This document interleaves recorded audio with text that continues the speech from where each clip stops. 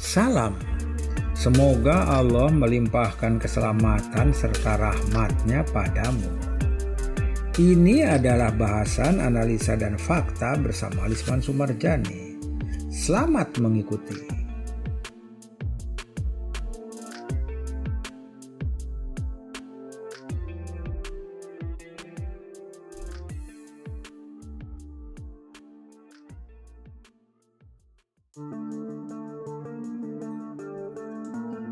Menjadi mahasiswa adalah awal untuk bergabung dan menjadi bagian dari komunitas kaum intelek terpelajar. Selain mempunyai kemampuan keilmuan, salah satu ciri yang jelas adalah dimilikinya kemampuan berbahasa Indonesia yang baik dan benar. Anda bisa saja menjadi seorang dokter atau bahkan doktor, tetapi kalau tidak bisa berbahasa dengan baik dan benar, maka Anda akan dilecehkan. Mungkin hal ini tidak akan diucapkan secara langsung kepada Anda, tapi dalam hatinya dia memberikan penilaian negatif tentang kemampuan dan diri Anda.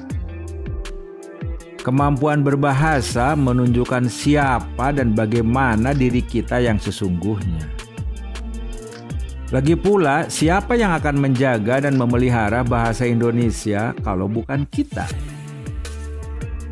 Dan untuk membantu kemampuan berbahasa yang baik dan benar, maka saya buatkan audiobook atau buku audio dari Pedoman Umum Ejaan Bahasa Indonesia.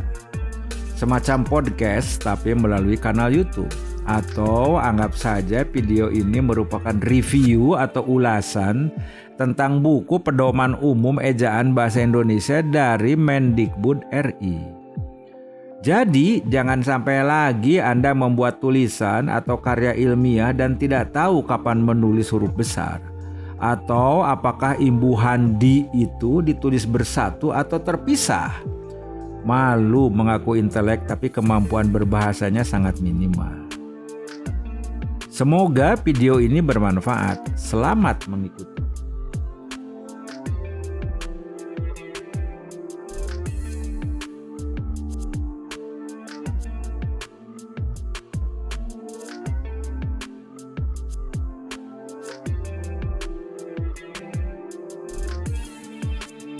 Bahan untuk video ini diambil dari buku Pedoman Umum Ejaan Bahasa Indonesia edisi keempat yang diterbitkan oleh Badan Pengembangan dan Pembinaan Bahasa Kementerian Pendidikan dan Kebudayaan tahun 2016.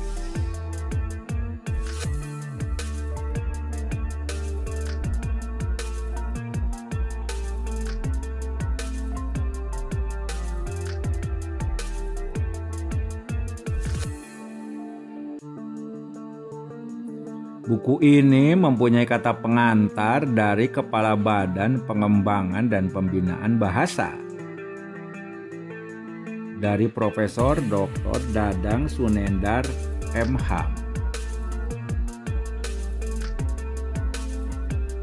Buku ini dibuat berdasarkan Peraturan Menteri Pendidikan dan Kebudayaan Indonesia Nomor 50 tahun 2015 tentang Pedoman Umum Ejaan Bahasa Indonesia.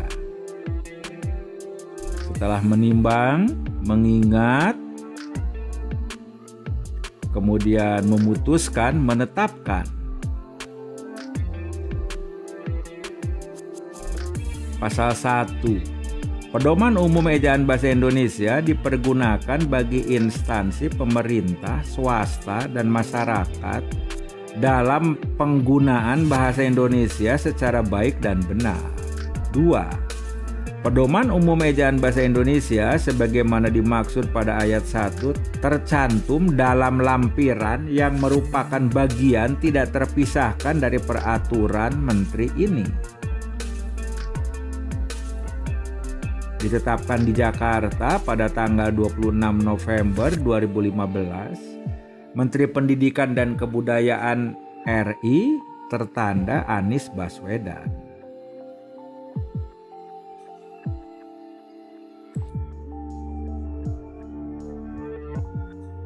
Pada bagian prakata di sini disebutkan perihal sejarahnya.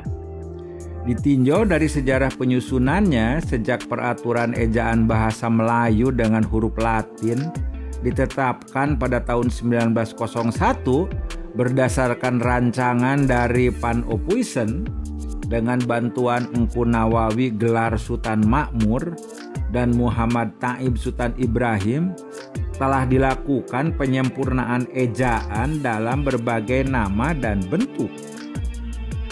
Pada tahun 1938 pada Kongres Bahasa Indonesia yang pertama di Solo, disarankan agar ejaan Indonesia lebih banyak diinternasionalkan.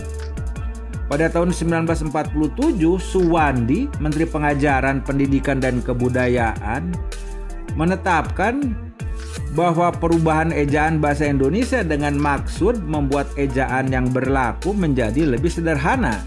Ejaan baru itu oleh masyarakat diberi julukan ejaan Republik. Kemudian pada Kongres Bahasa Indonesia kedua yang diprakarsai Menteri Muhammad Yamin diselenggarakan di Medan pada tahun 1954. Di situ berhasil merumuskan patokan-patokan baru pada tahun 1957. Sesuai dengan laju pembangunan nasional, Lembaga Bahasa dan Kesusastraan pada tahun 1968 menjadi Lembaga Bahasa Nasional. Kemudian pada tahun 1975 menjadi Pusat Pembinaan dan Pengembangan Bahasa, menyusun program pembakuan bahasa Indonesia secara menyeluruh.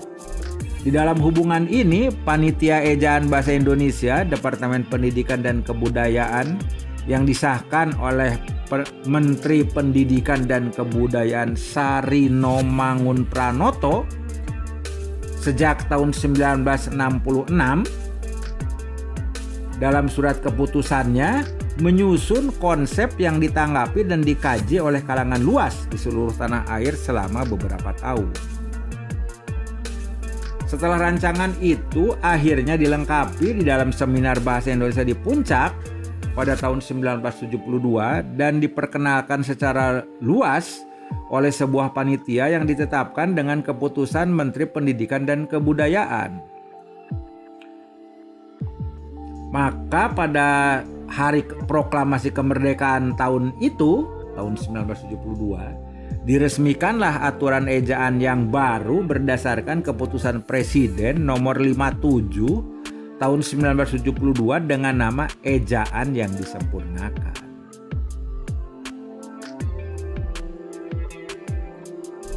Kemudian penuntun itu perlu dilengkapi. Maka Panitia Pengembangan Bahasa Indonesia, Departemen Pendidikan dan Kebudayaan menyusun buku pedoman umum yang berisi pemaparan kaidah ejaan yang lebih luas. Pada tahun 1988, Pedoman Umum Ejaan yang disempurnakan, edisi kedua diterbitkan berdasarkan keputusan Menteri Pendidikan dan Kebudayaan RI. Setelah itu, edisi ketiga diterbitkan pada tahun 2009. Pada tahun 2016, berdasarkan keputusan Menteri Pendidikan dan Kebudayaan, Dr. Anies Baswedan, Pedoman Umum Ejaan Bahasa Indonesia yang disempurnakan diganti dengan nama Pedoman Umum Ejaan Bahasa Indonesia. Yang menyempurnakan naskahnya disusun oleh Pusat Pengembangan dan Perlindungan Badan Pengembangan dan Pembinaan Bahasa.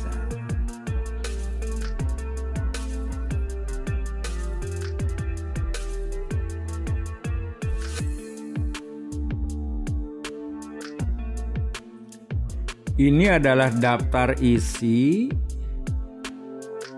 mulai dari pemakaian huruf, penulisan kata, pemakaian tanda baca, penulisan unsur serapan, dan indeks. Semuanya sampai halaman 76.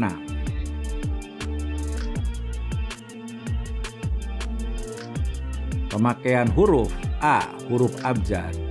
Abjad yang dipakai dalam ejaan bahasa Indonesia terdiri atas 26 huruf berikut.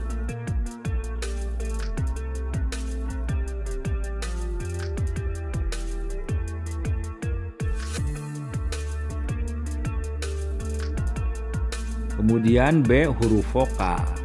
Huruf yang melambangkan vokal dalam bahasa Indonesia terdiri atas 5 huruf, yaitu A, E, I, O, dan U. Ini ada tabel dengan contoh pemakaian dalam kata. Yang suka menjadi permasalahan adalah huruf vokal E. Kadang-kadang dibaca E, kadang-kadang dibaca E, kadang-kadang dibaca E. Untuk mengucapkan pelafalan kata yang benar, diakritik berikut ini dapat digunakan jika ejaan kata itu dapat menimbulkan keraguan. Diakritik E dilafalkan E. Misalnya, anak-anak bermain di teras. Kedelai merupakan bahan pokok kecap. Curek. Kemudian diakritik E dilafalkan E. Kami menonton film seri. Pertahanan militer Indonesia cukup kuat. Diakritik E ini. Misalnya pertandingan itu berakhir seri. Upacara itu di hari pejabat teras Bank Indonesia. Kecap dulu makanan itu. Jadi bukan dibaca bukan kecap, tapi kecap dulu makanan itu. Kemudian C, huruf konsonan. Huruf yang melambangkan konsonan dalam bahasa Indonesia terdiri atas 21 huruf, yaitu B, C, D, F, G, H, J, K, L, M, N, P, I, R, S, T, V, W, X, Y, dan Z. Jadi huruf konsonan itu adalah huruf mati.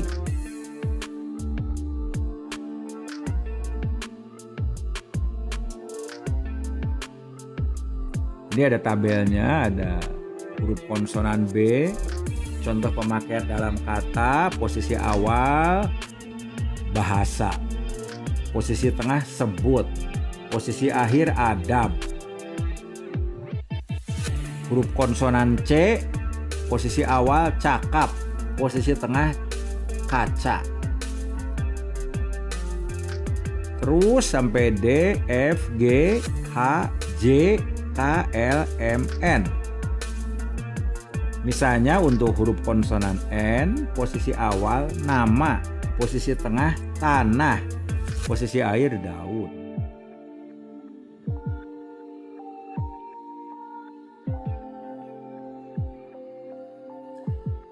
Keterangan, huruf Q dan X khusus digunakan untuk nama diri dan keperluan ilmu. Huruf X pada posisi awal kata diucapkan sebagai S. Jadi senon itu dibacanya senon, bukan kesenon tapi senon.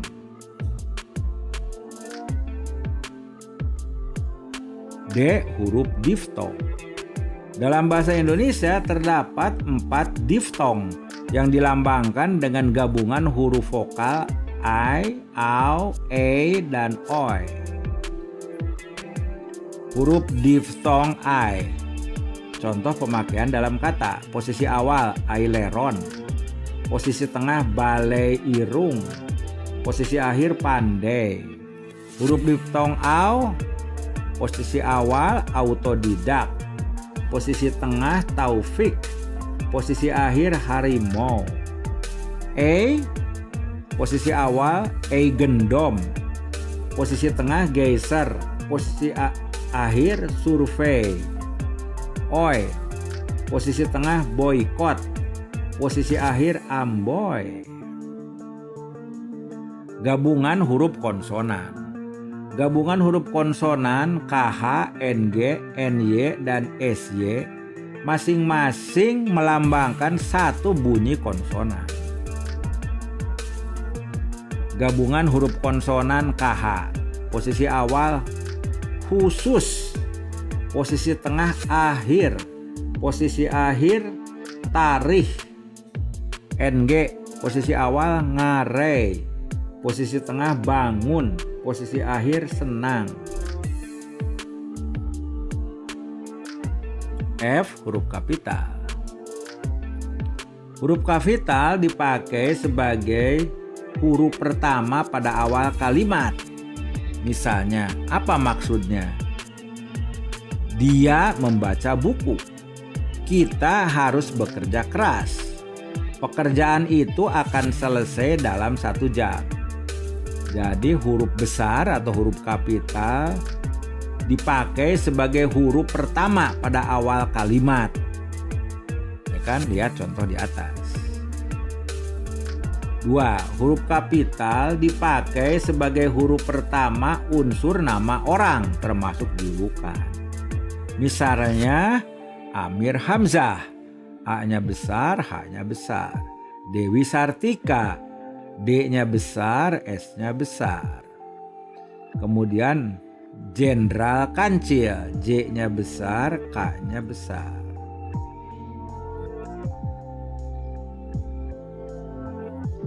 Catatan 1. Huruf kapital tidak dipakai sebagai huruf pertama nama orang yang merupakan nama jenis atau satuan ukuran.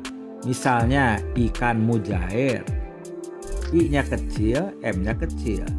Mesin diesel, D-nya kecil. 5 ampere, A-nya dari kata ampere kecil. 10 volt, V-nya huruf kecil. 2.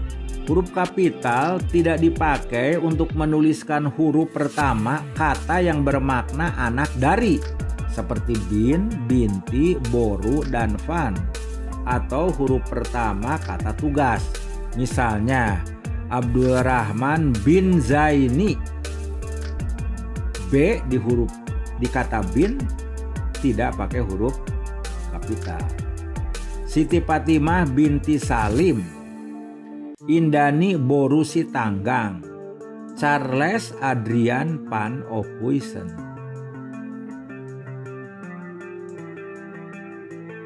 Huruf kapital dipakai pada awal kalimat dalam petikan langsung. Misalnya, adik bertanya, kapan kita pulang? Orang itu menasihati anaknya, berhati-hatilah nak. Mereka berhasil meraih medali emas katanya. Besok pagi kata dia, mereka akan berangkat. 4. Huruf kapital dipakai sebagai huruf pertama setiap kata nama agama, kitab suci, dan Tuhan, termasuk sebutan dan kata ganti untuk Tuhan. Misalnya Islam, Al-Quran, Kristen, Alkitab, Hindu, Weda, Allah, Tuhan. Allah akan menunjukkan jalan kepada hambanya. Nya ini sebagai kata ganti Tuhan, jadi huruf besar, huruf N-nya. Ya Tuhan, bimbinglah hambamu ke jalan yang engkau beri rahmat. Kata mu, huruf M-nya besar, sebagai kata ganti dari Tuhan. Engkau, huruf depannya E juga huruf besar. 5A. Huruf kapital dipakai sebagai huruf pertama unsur nama gelar kehormatan, keturunan, keagamaan, atau akademik yang diikuti nama orang, termasuk gelar akademik yang mengikuti nama orang. Misalnya, Sultan Hasanuddin. Huruf besar S di kata Sultan besar, kapital. Mahaputra Yamin, Haji Agus Salim. Imam Hambali, Nabi Ibrahim. Raden Ajeng Kartini, Dr. Muhammad Hatta. Agung Permana, Sarjana Hukum. Irwansah, Magister Humaniora.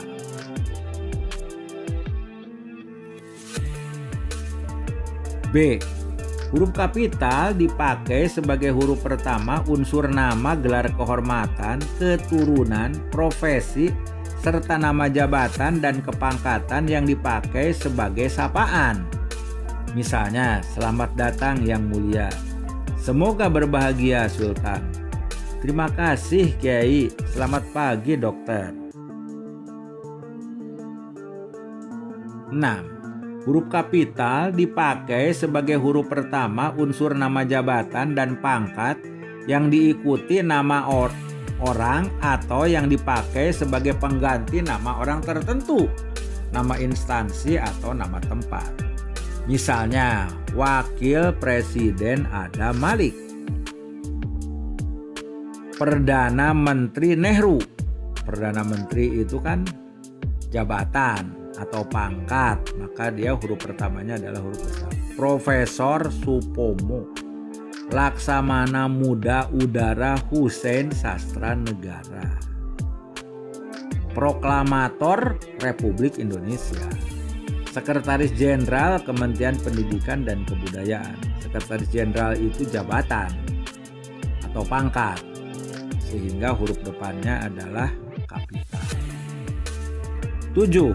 Huruf kapital dipakai sebagai huruf pertama nama bangsa, suku bangsa, dan bahasa. Misalnya bangsa Indonesia, suku Dani, bahasa Bali. Huruf besarnya di kata Indonesia, kata pertamanya, huruf pertamanya I besar. Catatan, nama bangsa, suku bangsa, dan bahasa yang dipakai sebagai bentuk dasar kata turunan tidak ditulis dengan huruf awal kapital. Misalnya pengindonesiaan kata asing, huruf I dalam kata Indonesia tidak besar. Ke-Inggris-Inggrisan, ke-Jawa-Jawaan itu bukan huruf besar.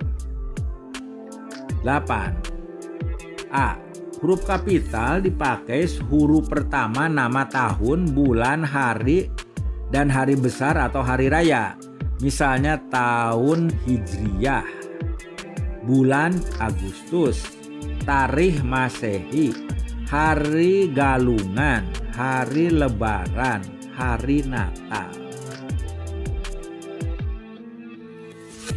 B. Huruf kapital dipakai sebagai huruf pertama unsur nama peristiwa sejarah. Misalnya Konferensi Asia Afrika, Perang Dunia II, Proklamasi Kemerdekaan Indonesia. Catatan, huruf pertama peristiwa sejarah yang tidak dipakai sebagai nama tidak ditulis dengan huruf kapital. Misalnya Soekarno dan Hatta memproklamasikan kemerdekaan bangsa Indonesia. Perlombaan senjata membawa resiko pecahnya perang dunia. Huruf kapital sebagai huruf pertama nama geografi, misalnya Jakarta, Pulau Miangas, Bukit Barisan, Jalan Sulawesi, Ngarai Sianok. Catatan, huruf pertama nama geografi yang bukan nama diri tidak ditulis dengan huruf kapital. Misalnya berlayar ke Teluk. Teluk, huruf pertamanya tidak pakai kapital. Menyeberangi selat. Selat, huruf pertamanya S tidak bukan huruf kapital. 2. Huruf pertama nama diri geografi yang dipakai sebagai nama jenis tidak ditulis dengan huruf kapital. Misalnya jeruk Bali. Walaupun Bali itu nama tempat, tetapi ini kan nama jeruk. Jadi bukan nama geografi, ditulis huruf kecil.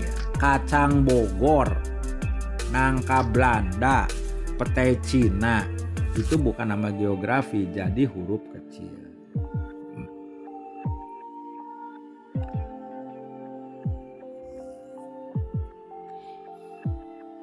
Nama yang disertai nama geografi dan merupakan nama jenis dapat dikontraskan atau disejajarkan dengan nama jenis lain dalam kelompoknya. kita mengenal berbagai macam gula, seperti gula Jawa, huruf kecil Jawanya. Kunci Inggris, I-nya di dalam kata Inggris kecil. Contoh berikut bukan nama jenis. Dia mengoleksi batik Cirebon. Bukan nama jenis Cirebonnya. Di Cirebonnya huruf besar C. Batik Pekalongan, batik Solo, batik Yogyakarta, dan batik Madura.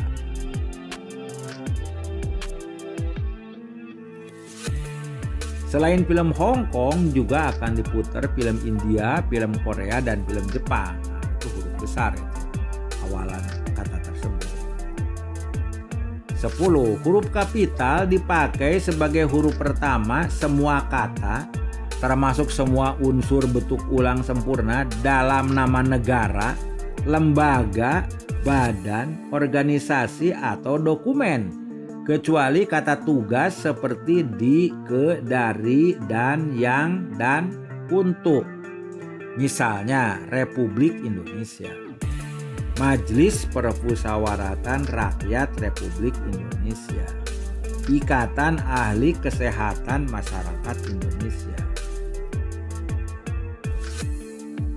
Peraturan Presiden Republik Indonesia nomor 16 tahun 2010 tentang penggunaan bahasa Indonesia dalam pidato presiden dan atau wakil presiden serta pejabat lainnya.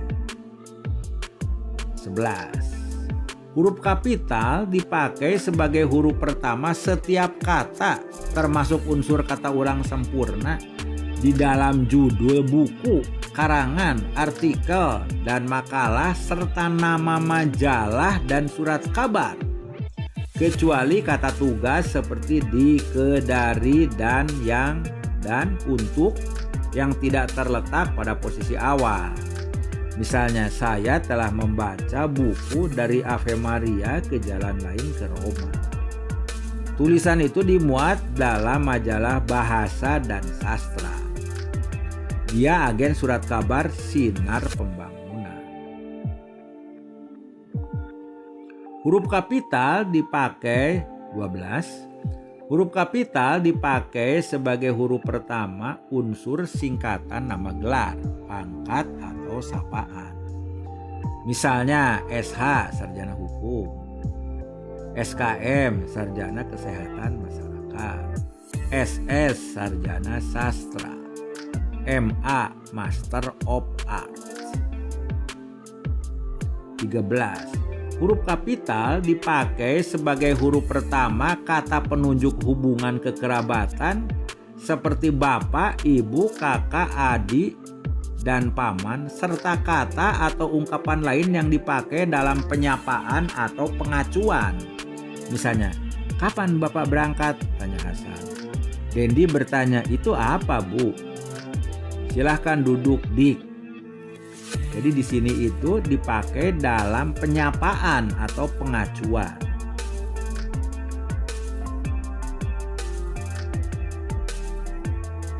Catatan 1. Istilah kekerabatan berikut bukan merupakan penyapaan atau pengacuan. Misalnya, kita harus menghormati bapak dan ibu kita. Bapak dan ibu tidak memakai huruf kapital. Semua kakak dan adik saya sudah berkeluarga. Kata kakak dan adik tidak menggunakan huruf kapital awal. Kata ganti Anda ditulis dengan huruf awal kapital. Misalnya, sudahkah Anda tahu siapa nama Anda?